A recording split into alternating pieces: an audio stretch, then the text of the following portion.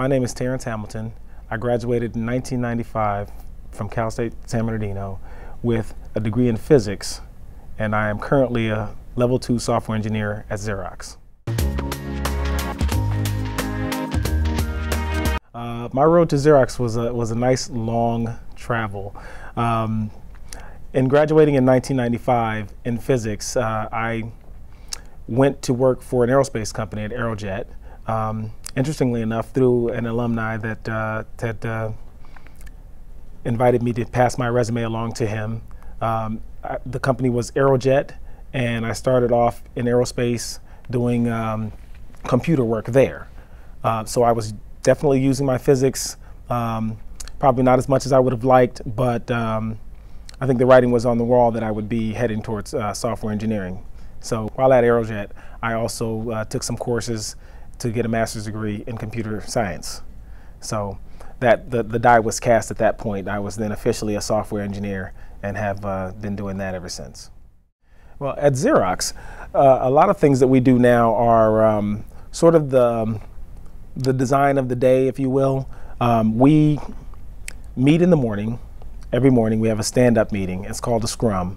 So it starts off with a meeting. You know, you get to corporate America, and the first thing they do, of course, is you have to meet. You have to communicate with people, and you exchange ideas. You talk about what you did the day before and what you're going to do afterwards, what you're planning on getting done for the day, and you sort of track your progress. And if you have anything that might be standing in your way, you mention that, and typically with a group of 12 guys or so, you'll get some solutions and answers.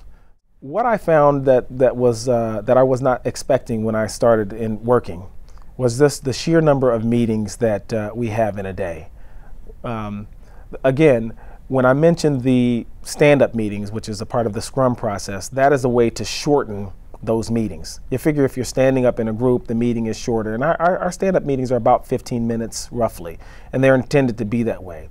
But of course, as you get a little higher on the food chain, they give you more and more responsibilities, and in the end, the old way of doing things just rules. So typically there's 4 to 5 meetings in a week. Sometimes you have 3 of those on the same day. So you feel like, okay, what I really want to do is work. What's interesting for me is really the design. When I get to do design and then see a sort of end-to-end development, that is the part that's interesting. Here we are designing, and here it is, the product reviews in the field are saying, okay, thumbs up. That is hands down the most interesting part. The jobs that are related to my job as a software engineer are other engineering, such as electrical engineers. We have some civil engineers that have come to the product side.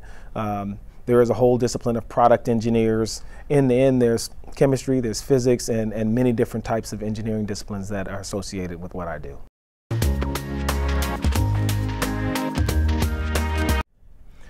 My experience at Cal State was integral in everything that I've done. Aside from just being the time of my life and really just having a great career here at Cal State San Bernardino, the things that I did here, such as the internships and the working with professors and the clubs and organizations, certainly are the reasons why I've learned to interview well, hopefully I've learned to present myself well, and that's half the battle. Of course, after that, you got to know something. So just the physics and the math discipline that I built and the computer science exposure that I built here at Cal State, they've taken me a long way and arguably have gotten me to where I am. I chose software engineering because it gave me the same type of challenges that I had in physics. It's really interesting that you could get the same success feeling out of software. We get dropped in this computing field in the middle of it. The discipline's a very young discipline. However, it's been around long enough to have some issues, and it, like any engineering discipline, and those are the problems that you're dealing with. Also, it has lots of challenges that have not been met, things that are undecided. So physics is one of those things where the problems are sort of, they're tough. You work on them for hours and hours, and then you have an aha moment, and next thing you know, you solve it in 15 minutes or less. And that type of challenging is rewarding. It's kind of frustrating too, but if you are the inquisitive person, you like puzzles and you like solving things and fixing things, then physics might be that first discipline for you. However, for me, physics was just the training ground for what I'm doing now. The best advice that I can think of to give to a student who's interested in being a software engineer is that they need to focus on their studies from multifaceted angles. It is absolutely necessary to do the math, especially the discrete math. It is absolutely necessary to program. If you want to work in this field, you need to be able to program. Not so much that that might be your final career, because design is much more fun and interesting if you ask me. But if you can't program, then designing is a moot point, because you'll design something that can't be coded. The design is sort of your translation of the idea, and the coding is making sure it works. So you need to be able to take coding into consideration. One of the things that I often tell new students, for instance, just earlier today I was talking with some students that are new in physics. If you do not intern, you will not know how the things that you're learning in class are applied.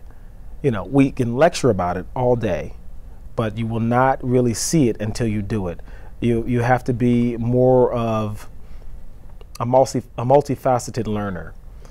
You need to be able to learn it in the books, obviously represent that on paper, and then be able to do it in a lab or in an engineering environment. And you cannot get the heads up on that without doing an internship. Not to mention, after you graduate, you're going to need something for your resume. There's nothing like seeing a blank resume. All I did was go to school. Those typically are not the ones that get hired, unless they have some other inside way of getting in. What gets hired is, oh, you've been doing something, and you started early. I spent a few years here at Cal State not interning. But once I did, I knew the connection was made. It was solid. The mentors were all saying the same thing. Why aren't you interning? And they were right. It was very much the internship that I did with Professor Courant, and the internship I did at Georgia Tech, the internships that I did at Xerox that have gotten me to the places where I've been. And you can't do that just by doing it in the books. One thing that we do, and is often mimicked across many versions of corporate America. I work at Xerox, and Xerox has programs that has continual training going on.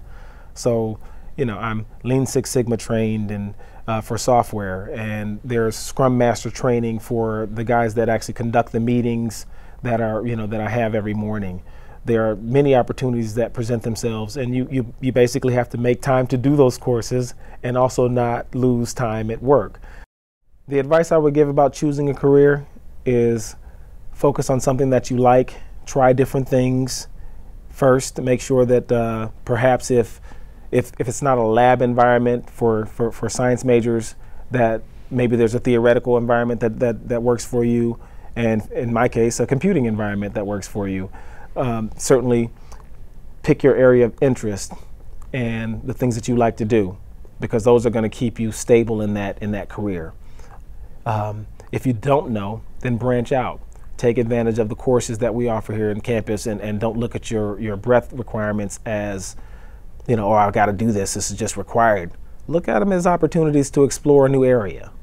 So when you take the psychology, or you take the intro computer science course, think about it as an opportunity to learn something new that might be interesting. And obviously, if you like challenges and the sciences are your way of life, then the sky's the limit. You can take most sciences and apply them to any field that you might want to work in.